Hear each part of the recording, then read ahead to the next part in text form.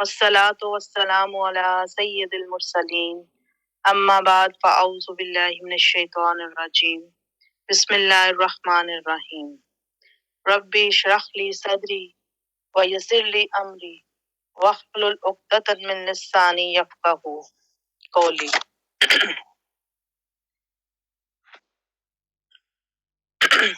تورات میں شراب کی مذمت۔ حضرت اوس بن سمان رضی اللہ تعالیٰ عنہ فرماتے ہیں کہ اس ذات برحق کی قسم جس نے حضرت محمد صلی اللہ علیہ وآلہ وسلم کو برحق رسول بنا کر بھیجا ہے، شراب کی حرمت پر تورات میں 25 مقامات تو مجھے معلوم ہیں۔ شراب پینے والا ہلاک ہو جائے، اور یہ حق ہے کہ جو دنیا میں کوئی شراب پیے گا تو اللہ تعالیٰ اسے دوزیوں کی پیپ پلائے گا۔ مزامیر سے بچنے کے ثمرات۔ حضرت محمد بن مکندر رحمۃ اللہ علیہ فرماتے ہیں کہ اللہ تبارک و تعالیٰ قیامت کے روز فرمائیں گے، وہ لوگ کہاں ہیں جو اپنے آپ کو اور کانوں کو دنیا کی لغویات اور شیطانی مزامیر سے بچایا کرتے تھے؟ انہیں خوشبو کے باغات میں بھیج دیا جائے گا۔ پھر ملائکہ سے فرمایا جائے گا کہ ان لوگوں کو میری حمد و ثنا کے گیت سنائیے، اور انہیں بتا دیجیے کہ ان پر کوئی خوف نہیں اور نہ کوئی غم ہوگا۔ گیت کے نقصانات۔ حضرت شفیق بن سلمہ کو دعوت ولیمہ پر بلایا گیا تو انہوں نے وہاں کھیلنے والوں کو دیکھا تو واپس تشریف لے آئے اور کہا کہ میں نے حضرت عبداللہ بن مسعود رضی اللہ عنہ سے سنا، وہ فرماتے ہیں کہ گیت دل میں نفاق پیدا کرتا ہے جس طرح پانی سبزہ اگاتا ہے۔ شرابی کا واجب القتل ہونا۔ حضرت عبد الرحمن سلمہ رحمۃ اللہ علیہ نے فرمایا کہ اہل شام کی ایک جماعت نے شراب پی اور کہا کہ ہمارے لیے حلال ہے، اس لیے کہ ارشاد باری تعالیٰ ہے، ان لوگوں پر جو ایمان والے ہیں اور نیک کام کرتے ہیں کوئی گناہ نہیں اس میں جو وہ کھاتے ہیں۔ ان ایام میں وہاں حضرت سیدنا امیر معاویہ رضی اللہ عنہ حاکم تھے، اور یہ بات انہوں نے حضرت سیدنا فاروق اعظم رضی اللہ تعالیٰ عنہ کی طرف لکھی۔ آپ نے اس کے جواب میں لکھا کہ انہیں میرے پاس بھیج دیا جائے، یہ نہ ہو کہ وہ فساد کرنے لگے۔ جب ان لوگوں کو آپ کی خدمت میں پیش کیا تو آپ نے صحابہ کرام کو جمع کر کے مشورہ کیا، تو صحابہ کرام نے رائے پیش کی، ان لوگوں نے اللہ پر جھوٹ باندھا ہے اور دین میں رخنہ ڈالا ہے۔ آپ نے حضرت شیر خدا علی المرتضیٰ رضی اللہ عنہ سے بھی رائے لی تو انہوں نے فرمایا کہ انہیں توبہ کی تنبیہ کی جائے، اگر تائب نہ ہوں تو انہیں قتل کر دیا جائے، اگر توبہ کر لیں تو پھر انہیں 80 درے مارے جائیں۔ بہرحال وہ لوگ تائب ہوئے اور انہیں 80 کوڑے مارے گئے۔ حضرت سیدنا ابن عباس رضی اللہ تعالیٰ عنہ فرماتے ہیں کہ جب حرمت شراب پر آیت کریمہ کا نزول ہوا تو صحابہ کرام نے فرمایا کہ شراب پینے والے مارے گئے، اب ان کے ساتھ کیا معاملہ ہوگا؟ تب اللہ تعالیٰ نے یہ آیت کریمہ نازل کی کہ وہ لوگ جو ایمان لائے اور نیک عمل کیے، جو کچھ وہ کھاتے پیتے رہے اس پر ان کو کوئی گناہ نہیں، یعنی شراب حرام ہونے سے پہلے جو لوگ شراب پیتے رہے وہ گناہ سے بری ہیں، اللہ ہی بہتر جاننے والا ہے۔ وما علینا الا البلاغ المبین۔ آمین۔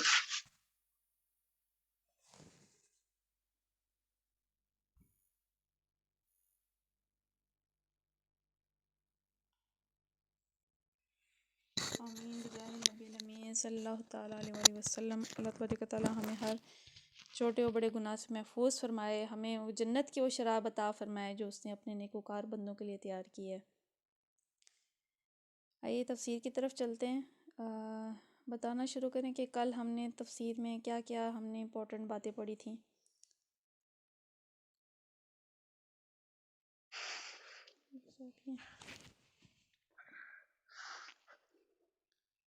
کل ہم نے پڑھا تھا کہ اگر کوئی شخص ایسا ہے کہ جو کہتا ہے کہ میں جہاد میں یا کوئی جاتے ہیں تو وہ کہتے ہیں کہ ایسے ہیں جو چیز چراتے ہیں، کہ مصیبت آئے تو کہتے ہیں کہ اللہ نے مجھ پر بڑا فضل کیا ہے تو میں تو ان کے ساتھ نہیں تھا، لیکن اگر اللہ کی طرف سے کوئی فضل آتا ہے تو وہ کہتا ہے کہ تمہارے اور ہمارے درمیان محبت کا تو کوئی تعلق تھا، لیکن کاش میں ان میں سے ہوتا۔ اور جو ایمان والے لوگ ہیں وہ ہر وقت مقابلے کے لیے تیار رہتے ہیں۔ ایسا ہی ہے، جیسے اللہ یہی کا پڑھا۔ حکم ہے کہ ہر وقت جو ہے مقابلے کے لیے تیار آ جائے، اور پھر منافقوں کی ہم نے روش پڑھی تھی کہ اگر انعام ملا تو جو ہے وہ اس وقت کہتا ہے کہ جو ہے میں کاش ان میں ہوتا، اور جب کوئی مصیبت آئے تو تب کیا کہتا ہے کہ شکر ہے ان میں نہیں تھا، یعنی وہ ایک طرح سے کہتا ہے کہ اللہ کا فضل ہوا کہ میں بچ گیا، حالانکہ وہ حقیقت میں مارا گیا کہ اس نے منافقت کی، مسلمانوں کے ساتھ نہیں نکلا۔ جس نے اللہ اور اس کے رسول کی اطاعت کی وہ ان لوگوں کے ساتھ ہوگا، یعنی انبیاء اور صالحین، شہداء، جی ان لوگوں بالکل کے ساتھ۔ ٹھیک ہے، ان سب کے بارے میں ہم نے پڑھا تھا، انبیاء، صالحین اور شہداء، ان سب کا ساتھ حاصل ہوگا، کس کو حاصل ہوگا؟ جو اللہ اور رسول کی اطاعت کرے گا۔ تو صدیق کون ہوتے ہیں؟ صدیق جو سچے ہوتے ہیں، جی، حق پہ گواہی دینے والے۔ اور دینے شہداء والے، کون ہوتے ہیں؟ جو اللہ کی راہ میں مارے جائے، شہید ہو۔ ہاں، وہ شہید ہوتے ہیں، لیکن اس کے علاوہ شہداء وہ بھی ہوتا ہے جو عملی طور پہ اپنے عمل سے جو ہے کسی چیز کے حق پہ ہونے کی گواہی گواہی دے، اس کو شہداء کہتے ہیں۔ جیسے کہ جو شہید ہوتا ہے وہ اپنی جان دے کر حق پہ گواہی دیتا ہے کہ وہ جس بات کے لیے لڑا ہے وہ حق ہے۔ اور صالحین نیک لوگوں کو کہتے ہیں۔ اللہ تعالیٰ ہمیں ان سب کا ساتھ عطا فرمائے۔ آئیے آیت نمبر 74 سے پڑھتے ہیں۔ اعوذ باللہ من الشیطان الرجیم، بسم اللہ الرحمن الرحیم۔ فَلْيُقَاتِلْ فِي سَبِيلِ اللَّهِ الَّذِينَ يَشْتَرُونَ الْحَيَاةَ الدُّنْيَا بِالْآخِرَةِ وَمَن يُقَاتِلْ فِي سَبِيلِ اللَّهِ فَيُقْتَلْ أَوْ يَغْلِبْ فَسَوْفَ نُؤْتِيهِ أَجْرًا عَظِيمًا۔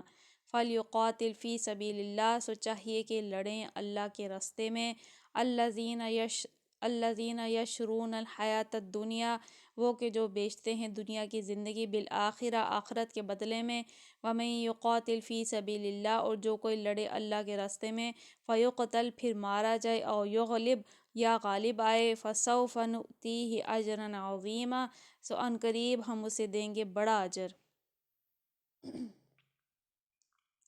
ایسے لوگوں کو معلوم ہو کہ اللہ کی راہ میں لڑنا چاہیے، ان لوگوں کو جو آخرت کے بدلے دنیا کی زندگی کو فروخت کر دیں،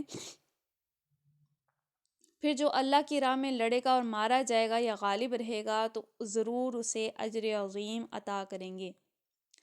تو کیا ہے کہ اللہ کے راستے میں لڑنا، قاتل، قتال کا لفظ آیا ہے، ہم نے پیچھے پڑھا تھا کہ قتال جو ہے میدان جنگ میں لڑنے کو ہی کہتے ہیں، یعنی مارنا یا جو ہے یعنی کہ ہتھیاروں سے لڑنا، کیونکہ جہاد کا لفظ جو ہے وہ ایک وائڈ میننگ رکھتا ہے، اس میں قتال بھی آتا ہے، اور جہاد اللہ کے راستے میں کوشش کو بھی کہتے ہیں، جو زبان سے ہو یا ہتھیاروں سے ہو یا عملی طور پہ کسی طرح سے ہو، وہ جہاد ہوتا ہے۔ لیکن قتال کہتے ہیں میدان جنگ میں لڑنا، سو یہاں لڑنے کا ہی لفظ آیا ہے، قتال کرنے سے آیا ہے۔ تو آئیے اس کی تفسیر میں پڑھتے ہیں کہ کیا فرمایا ہے کہ اللہ کی راہ میں لڑنا دنیا طلب لوگوں کا کام نہیں ہے، یعنی اللہ کی راہ میں کون لڑتے ہیں؟ جو کہ آخرت کی زندگی کے بدلے دنیا کی زندگی بیچ دیتے ہیں، یعنی کہ وہ دنیا کا نقصان اٹھاتے ہیں لیکن آخرت خرید لیتے ہیں، یعنی دنیا کو بیچ دیتے ہیں اور آخرت خرید لیتے ہیں۔ تو اللہ کی راہ میں لڑنا دنیا طلب لوگوں کا کام نہیں ہے۔ تو اس سے پتہ چلا کہ جہاد سے پیچھے کون ہٹتے ہیں؟ جو کہ دنیا کو طلب کرتے ہیں، لیکن جہاد کی طرف کون جاتے ہیں؟ جو کہ آخرت کو طلب کرتے ہیں۔ یہ تو ایسے لوگوں کا کام ہے جن کے پیش نظر صرف اللہ کی خوشنودی ہو، جو اللہ اور آخرت پر کامل اعتماد رکھتے ہوں، اور دنیا میں اپنی کامیابی و خوشحالی کے سارے امکانات اور اپنے ہر قسم کے دنیاوی مفاد اس امید پر قربان کرنے کے لیے تیار ہو جائیں کہ ان کا رب ان سے راضی ہوگا، اور اس دنیا میں نہیں تو آخرت میں بہرحال ان کی قربانیاں ضائع نہ ہوں گی۔ رہے وہ لوگ جن کی نگاہ میں اصل اہمیت اپنے دنیاوی مفاد ہی کی ہو، تو در حقیقت یہ رستہ ان کے لیے نہیں ہے۔ تو مفاد پرست بندہ یا دنیا پرست، اس کے لیے یہ نہیں ہے، نہ اس کو کبھی توفیق ملتی ہے کہ وہ اللہ کے راستے میں نکلے، قتال کرے۔ یہ صرف اسی کو ہی ملے گا جو کہ آخرت کی زندگی چاہتا ہو۔ اور پھر کیا فرمایا؟ جو اللہ کی راہ میں لڑے اور مارا جائے یا غالب رہے، یعنی دونوں صورتیں میں، یا وہ شہید ہو جائے، مارا جائے، یا وہ بچ جائے، غالب رہے، تو اللہ تعالیٰ دونوں صورتوں میں سے بڑا اجر عطا فرمائیں گے۔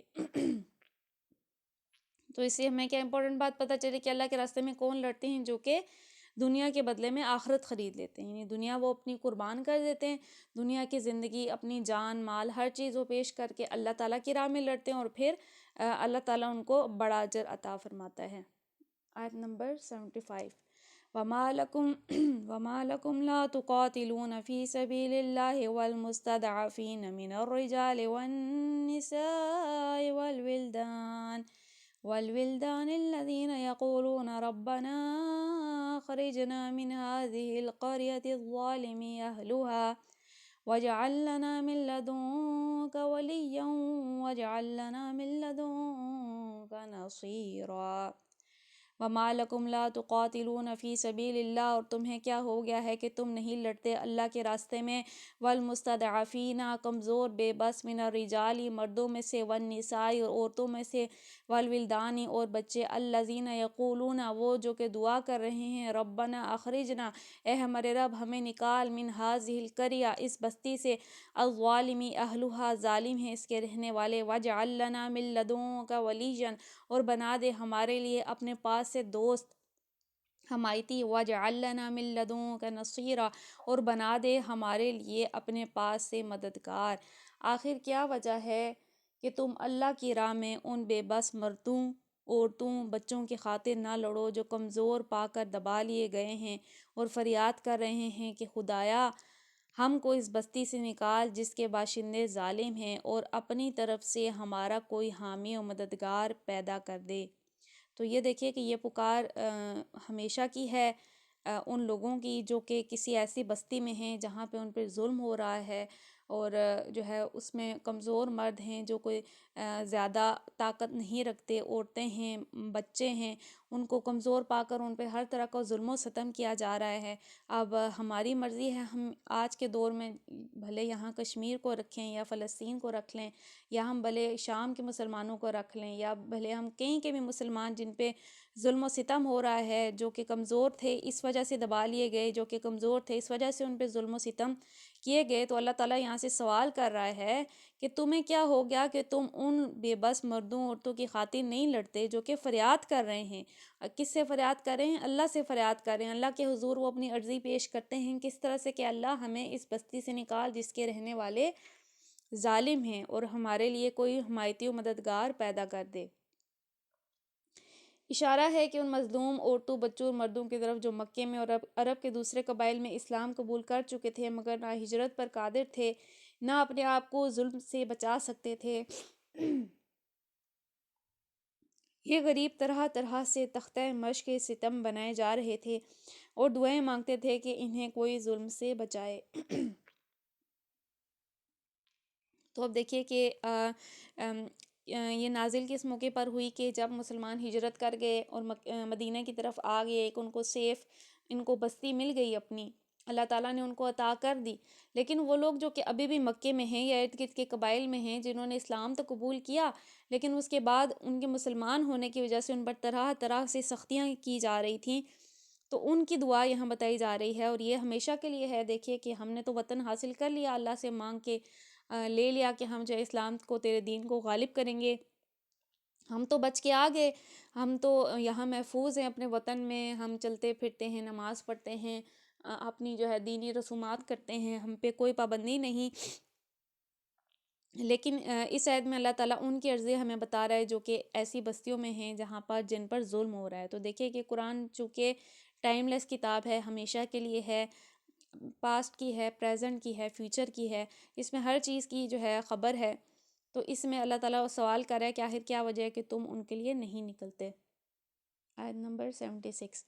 الذین آمنوا یقاتلون فی سبیل اللہ والذین کفروا یقاتلون فی سبیل الطاغوت وقاتلوا اولیاء الشیطان ان کید الشیطان کان ضعیفا۔ الذین آمنوا وہ لوگ جو کہ ایمان لائے، یقاتلون فی سبیل اللہ وہ لڑتے ہیں اللہ کے راستے میں، والذین کفروا اور وہ لوگ جو کہ کافر ہیں، یقاتلون فی سبیل الطاغوت وہ لڑتے ہیں طاغوت کے راستے میں، فقاتلوا اولیاء الشیطان سے تم لڑو شیطان کے ساتھیوں سے، ان کید الشیطان بے شک شیطان کا فریب کانا ضعیفا بہت ہی کمزور ہے۔ جن لوگوں نے ایمان کا راستہ اختیار کیا ہے وہ اللہ کی راہ میں لڑتے ہیں، جنہوں نے کفر کا راستہ اختیار کیا ہے وہ طاغوت کی راہ میں لڑتے ہیں۔ بس شیطان کے ساتھیوں سے لڑو اور یقین جانو کہ شیطان کی چالیں حقیقت میں نہایت کمزور ہیں۔ اب دیکھیں کہ اس آیت میں پڑھتے ہیں کہ یہ اللہ کا دو ٹوک فیصلہ ہے کہ اللہ کی راہ میں اس غرض کے لیے لڑنا کہ زمین پر اللہ کا دین قائم ہو، یہ اہل ایمان کا کام ہے جو واقعی مومن ہیں، اور وہ اس کام سے کبھی باز نہ رہے گا۔ اور طاغوت کی راہ میں اس غرض سے لڑنا کہ خدا کی زمین پر خدا کے باغیوں کا راج ہو، یہ کافروں کا کام ہے، اور کوئی ایمان رکھنے والا آدمی یہ کام نہیں کر سکتا۔ اب اس پہ ہمیں چاہیے کہ ہم، جیسے ہم نے پہلے ہم کئی بار پڑھ چکے ہیں اور ہمیں یہ کئی بار کلیئر ہو گیا کہ ہمارے ملک کا جو نظام ہے وہ ایک کافرانہ نظام پر قائم ہے، اس کے مقابلے میں اللہ تعالیٰ کا کیا فیصلہ ہے کہ جو کہ اس لیے لڑتا ہے کہ زمین پہ اللہ کا دین قائم ہو۔ یعنی دیکھیے کہ لڑنا دو طرح کا ہے، دونوں لڑنا فساد نہیں ہے، اس میں سے ایک طرح کا لڑنا جو کہ کسی بھی جو ہے شیطانی راج کے لیے ہو، یعنی کہ طاغوت کے لیے ہو، مثال کے طور پر، یا اس لیے کہ اللہ کے نافرمان لوگوں کو طاقت دینے کے لیے ہو، یا کوئی بھی وہ رستہ جو کہ اللہ کے دین کے خلاف ہو، کوئی بھی وہ رستہ ہو، نظام ہو، باطل نظام ہو، کچھ بھی ہو، ان سب کے لیے لڑنا طاغوت کے لیے لڑنے کے برابر ہے۔ اور اللہ کے دین کو قائم کرنے کے لیے لڑنا، اسلام کی سربلندی کے لیے لڑنا، اللہ کے دین کو غالب کرنے کے لیے لڑنا، یہ اہل ایمان کا طریقہ ہے۔ تو کیا ہے کہ دو رستے ہیں، دو رستے میں آپ جہاد کر سکتے ہیں۔ ایک رستہ وہ بھی ہو سکتا ہے کہ آپ طاغوت کے رستے میں لڑیں، دوسرا رستہ ہو سکتا ہے آپ اللہ کے دین کو قائم کرنے کے لیے لڑیں۔ پھر اللہ کیا حکم فرما رہا ہے؟ شیطان کے ساتھیوں سے لڑو اور یقین جانو کہ شیطان کی جالیں حقیقت میں کمزور ہیں۔ یعنی بظاہر شیطان اور اس کے ساتھی بڑی تیاریوں سے اٹھتے ہیں اور بڑی زبردست چالیں چلتے ہیں، لیکن اہل ایمان کو نہ ان کی تیاریوں سے خوف زدہ ہونا چاہیے، نہ ان کی چالوں سے آخرکار ان کا انجام ناکامی ہے۔ تو اس میں کیا ہے کہ جو لوگ کفر کی راہ میں لڑتے ہیں، اللہ کیا فرما رہا ہے کہ وہ بھلے بڑی تیاریوں سے، بڑی مشینری لے کے، بڑی اکوپمنٹ لے کے، بڑے میزائل لے کے، بھلے وہ جو کچھ مرضی لے کر آئیں، لیکن اہل ایمان کو ان کی تیاریوں سے ڈرنا نہیں چاہیے۔ کیوں؟ کیونکہ آخر کار جو ہے ان کا انجام ناکامی، یعنی وقتی طور پہ ہمیں نظر آ رہا ہو شاید کہ مسلمان ہی مر رہے ہیں، شاید اہل ایمان ہی نقصان اٹھا رہے ہیں اور کافر تو ان کو کچھ ہو نہیں رہا، لیکن حقیقی جو نقصان ہے وہ ان کا ہو رہا ہے، اور حقیقی جو کامیابی ہے، جو اجر مل رہا ہے، وہ مومنوں کو مل رہا ہے۔ یعنی وقتی طور پہ ہمیں دنیا میں نہ نظر آئے۔ دیکھیے کہ ہم نے پڑھا پیچھے کہ کن لوگوں کا کام ہے جہاد کرنا۔ ہم نے شروع کی آیت میں پڑھا وہ جو کہ دنیا کی زندگی کو فروغ کر دیں، یعنی وہ اپنی جان مال ہر چیز اللہ کی راہ میں قربان کر دیں۔ کیوں؟ کیونکہ ان کو آخرت چاہیے۔ تو اب جو ہے آخرت کا تو کوئی ان کا نقصان نہیں ہو رہا، اگر کچھ نقصان ہو بھی رہا ہے تو دنیاوی نقصان ہو رہا ہے۔ تو اس لیے اللہ تعالیٰ نے ان آیتوں میں مسلمانوں کو، اور خاص طور پہ جو ہے یہ آیتیں نازل ہوئی تھی مکے کے جو کمزور لوگ تھے ان کے لیے لڑنے، اور ان کے لیے طاقت جمع کرنے، اور ان کے لیے جو ہے موٹیویشن پیدا کرنے، تاکہ مسلمان جو ہے ان مظلوموں کی مدد کرنے کے لیے نکلیں۔ تو قرآن چونکہ ٹائم لیس بک ہے، اس لیے ہمیں چاہیے کہ ہم ان آیتوں کو صحیح معنوں میں مسلم امہ ان کو ریفلیکٹ کرے، ان کو دیکھے کہ آج سب طاقت ہوتے ہوئے، اسلحہ ہوتے ہوئے، اگر کہیں مسلمان جو ہیں ان پہ ظلم ہو رہا ہے اور وہ پکار رہے ہیں، تو اللہ تبارک و تعالیٰ ہمیں ان کے لیے کوشش کرنے کی توفیق عطا فرمائے، اور اس میں ہمارے دلوں میں وہ سچا جذبہ عطا فرمائے، ہمیں بھی جو ہے آخرت کا شوق عطا فرمائے، آخرت کا شوقین بنائے، ہمیں بھی جو ہے شہادت کا جذبہ عطا فرمائے کہ ہم ان مظلوموں کی، بالخصوص کشمیر کے مسلمان یا جہاں جہاں مسلمانوں پہ، فلسطین کے مسلمان جن پہ ظلم ہو رہا ہے، اللہ تبارک و تعالیٰ ان کو ہمیں توفیق دے کہ جہاد کے ذریعے سے ہم ان کو اس ظلم سے نجات عطا فرمائیں۔ آمین بجاہ النبی الامین صلی اللہ تعالیٰ علیہ وآلہ وسلم۔ سبحانک اللہم وبحمدک لا الہ الا انت استغفرک واتوب الیک، استغفرک واتوب الیک، استغفرک واتوب الیک۔ بسم اللہ الرحمن الرحیم، وصلی اللہ علی محمد صلی اللہ تعالیٰ علیہ وآلہ وسلم۔ کسی کا کوئی کوشچن ہے تو پوچھ لیں، ورنہ ہم سیشن اینڈ کر دیتے ہیں۔